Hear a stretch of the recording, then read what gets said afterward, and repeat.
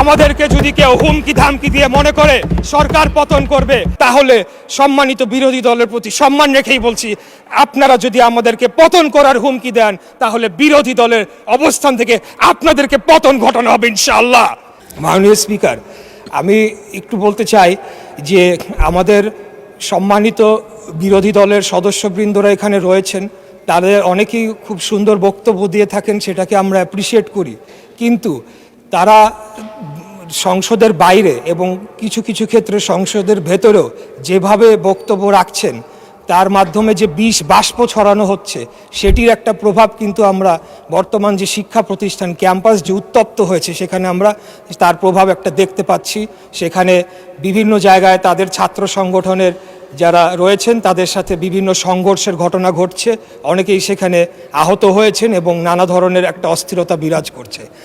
আমি খুব কষ্ট পেয়েছি যে গত সপ্তাহে বৃহস্পতিবার দিন এখানে সুন্দর আলোচনা হলো, জ্বালানি বিষয়ক একটি সমস্যা নিয়ে একটি কমিটি গঠন করা হলো। আমাদের মাননীয় বিরোধী দলের নেতা তিনিও খুব সুন্দর বক্তব্য রাখলেন, কিন্তু পরের 2 দিনই আমরা দেখলাম যে এই 2 দিন সংসদ চলেনি, যে তাদের নেতৃবৃন্দ বিভিন্ন জায়গায় নানা ধরনের কথা বলেছে এবং এক প্রকার জনগণকে উস্কানি দিয়েছে। এমনও কথা বলা হয়েছে যে 17 দিনের মধ্যে নাকি বিএনপি নির্বাচিত সরকারকে তারা ক্ষমতা থেকে হটাবে।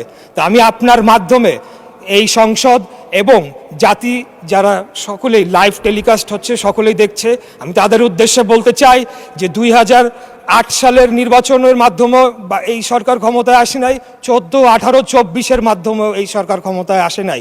আমরা জনগণের সরাসরি ভোটের মাধ্যমে ম্যান্ডেট প্রাপ্ত হয়ে এই সংসদে এসেছে। আমাদেরকে যদি কেউ হুমকি ধামকি দিয়ে মনে করে সরকার পতন করবে, আমি আপনার মাধ্যমে মাননীয় সংসদ নেতার উদ্দেশ্যে বলতে চাই, আপনি খালি হুকুম দিবেন, ইনশাল্লাহ বিগত দিনে আপনার নির্দেশপ্রাপ্ত হয়ে আমরা যেভাবে রাজপথে অবস্থান করে জনগণের ভোটের অধিকার প্রতিষ্ঠা করার জন্য আন্দোলন সংগ্রাম করেছি, একইভাবে খুনি হাসিনাকে পতন করার জন্য আমরা যেভাবে আন্দোলন সংগ্রাম করেছি, আমাদেরকে যদি হুমকি দেওয়া হয়, তাহলে সম্মানিত বিরোধী দলের প্রতি সম্মান রেখেই বলছি, আপনারা যদি আমাদেরকে পতন করার হুমকি দেন, তাহলে বিরোধী দলের অবস্থান থেকে আপনাদেরকে পতন ঘটানো হবে ইনশাআল্লাহ। আমরা কোনো ধরনের অস্থিতিশীল করতে চাই না, আমরা বাংলাদেশে কোনো ধরনের বিভক্তির রাজনীতি চাই না, আমরা একটা শান্তির রাজনীতি চাই, একটা ঐক্যের রাজনীতি চাই। আমরা যদি বিগত 24 সালে যারা শহীদ হয়েছেন তাদের প্রতি যদি আমরা সম্মান প্রদর্শন করতে চাই, তাহলে আমাদেরকে একে অপরের প্রতি সম্মান প্রদর্শন করতে হবে এবং সকলে মিলেমিশেই আগামী দিনে বাংলাদেশকে পরিচালনা করতে হবে। আপনারা হয়তো ভুলে যাচ্ছে, আমাদের সম্মানিত বিরোধী দল হয়তো ভুলে যাচ্ছে, এই যে সংঘাত, এই যে একটা অস্থিতিশীল পরিবেশ তারা তৈরি করার চেষ্টা করছে, তার মধ্যে লাভবান কারা হচ্ছে মাননীয় স্পিকার? তার মাধ্যমে লাভবান একমাত্র ফ্যাসিবাদের যারা দোসর, যারা পলাতক রয়েছে, তারাই লাভবান হবে। আর তারা যদি আবার কোনোভাবে বাংলাদেশে ফেরত আসে, তাহলে কি অবস্থা করবে যারা তাদের বিরুদ্ধে আন্দোলন করেছে, লড়াই করেছে, সেটা আমি আপনার মাধ্যমে আমি প্রশ্ন রাখতে চাই।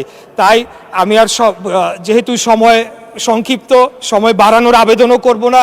ইনশাল্লাহ 5 বছরের জন্য নির্বাচিত হয়েছি, আরও সুযোগ পাবে কথা বলার, ইনশাল্লাহ কথা বলে যাব। তাই আপনার মাধ্যমে আমি আবারও ঐক্যের আহ্বান জানাচ্ছি, শান্তির আহ্বান জানাচ্ছি এবং পরস্পরের প্রতি একটা শ্রদ্ধার মাধ্যমে আপনারা একটা সম্মান বজায় রাখবেন এবং একে অপরকে হেয় প্রতিপন্ন করার মাধ্যমে যে একটা অপসংস্কৃতি চালু হয়েছিল বিগত খুনি স্বৈরাচারী ফ্যাসিবাদী হাসিনার আমলে, সেখান থেকে যাতে আমরা বের হয়ে এসে আগামী দিনে একটা ঐক্যের রাজনীতি প্রতিষ্ঠা করতে পারি, সেই আহ্বান জানিয়ে আমার বক্তব্য এখানে শেষ করছি। খোদাফেজ। বাংলাদেশ জিন্দাবাদ, বাংলাদেশ জাতীয়তাবাদী দল জিন্দাবাদ।